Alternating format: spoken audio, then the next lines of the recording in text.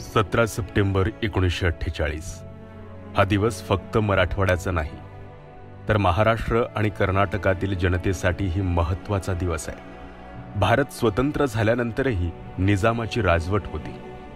निजामाच्या राजवटीतून स्वातंत्र्य मिळवण्यासाठी या दोन्ही प्रदेशांनी एकत्र लढा दिला होता। मराठवाड्यात डॉक्टर स्वामी रामानंद तीर्थ यांच्या नेतृत्वाखाली क्रांती उभी राहिली आणि कर्नाटकातही स्वातंत्र्यासाठी संघर्ष तीव्र झाला।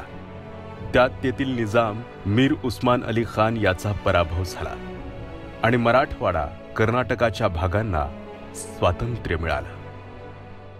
17 सप्टेंबरला महाराष्ट्रातील मराठवाडा आणि कर्नाटकातील काही भागांना निजामाच्या जोखडातून मुक्तता मिळवली आणि एक नवा इतिहास घडला।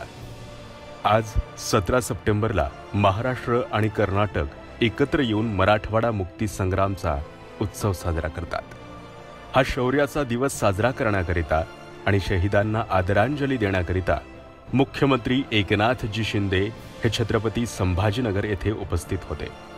शहीदांना भावपूर्ण आदरांजली देत मुख्यमंत्री शिंदे साहेबांनी ध्वजारोहण केले।